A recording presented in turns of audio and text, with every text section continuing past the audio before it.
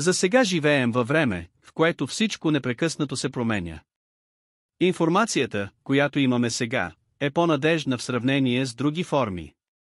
Това включва различни неща като текстови генератори, генератори на текст към изображение и дори мащабиране на видео за подобряване на разделителната способност на модела.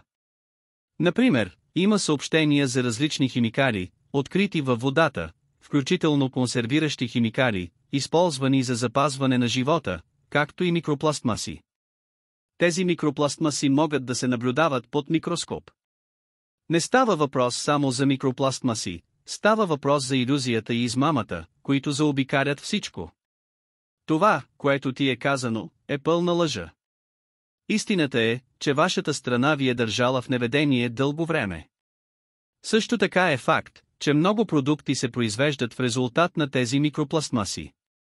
Могат да се създават синтетични материали, включително проследими съединения като синтетични наркотици. Тези съединения могат да бъдат намерени в много ежедневни продукти. Например, лепилото съдържа синтетични съединения, които приличат на химикали, използвани в миналото, като азбест. Самият азбест имаше следи от химикали, използвани като маркери и вещества. Тази сложна мрежа от проследими химикали е по-често срещана, отколкото си мислите.